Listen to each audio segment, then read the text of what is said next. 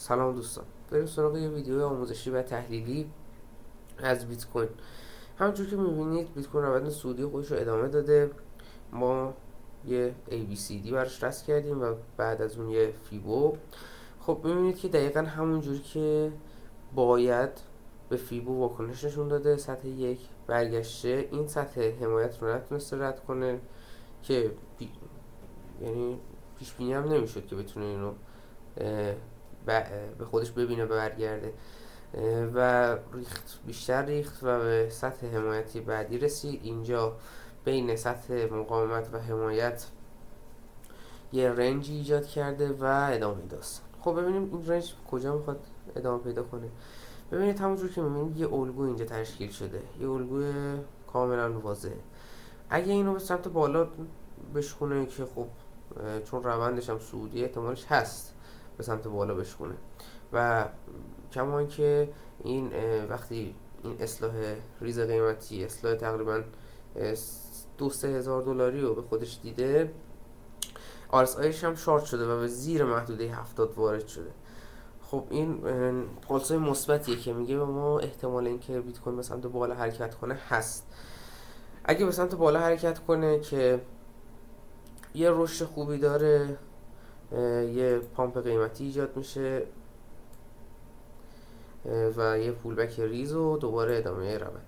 ولی اگه به سمت پایین بخواد ریزش کنه چه اتفاقایی ممکنه بیفته؟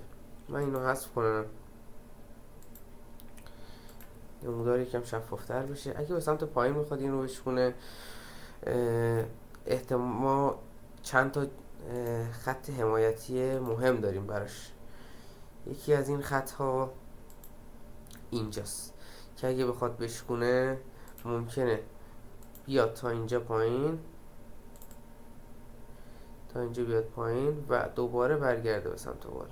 اگه نه این هم بشکنه، این محدوده یه محدوده حمایتی بسیار قوی براش به حساب میاد که به احتمال زیاد توی این محدوده یه رنج ایجاد کنه و به سمت بالا بشکنه که اگه این اتفاق هم بیفته به این شکل میشکنه، یه پولبک به سمت بالا، دوباره ریزش، یه رنج و صعود دوباره. این احتمالایی که توی اینجا وجود داره. خب یه سر به توتال هم بزنیم ببینیم اون چی میگه.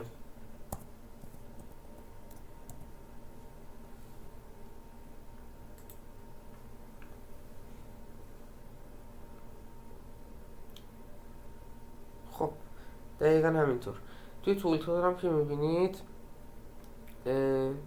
توی این محدوده یه محدوده حمایت و مقاومت براش ایجاد شده. این محدوده رو که به سمت بالا بشکنه خب اتفاقای خوبی براش میفته، روند صعودیش رو ادامه پیدا میکنه و ادامه داستان. اگه هم به سمت پایین بشکنه بازم جای نگرانی نیست، یعنی اصلاح خیلی بزرگی و ما پیش روش نمیبینیم. همونجوری هم که میبینید RSIش توی سطح بحرانی نیست که بگیم ممکنه این ریزش پیدا کنه و بریزه و هرچی داریم به باد بره و این چیزایی که بقیه میگن، بعضی از تحلیلگرا میگن. سال 2021 سال بسیار مهمه برای ارزهای دیجیتال، به خصوص بیت کوین خواهد بود. گول حرفای تریدرهای بی خود و نوپا رو نخورید. ممکنه بگن این آخره رشدشه، ادامه نمیده این رشد رو، نرید سمتش، ریسکش بالاست.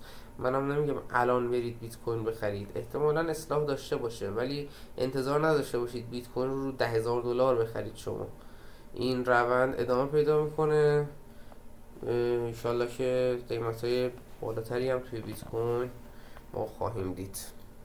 خیلی ممنون که وقت گذاشتید. فعلا خداحافظ.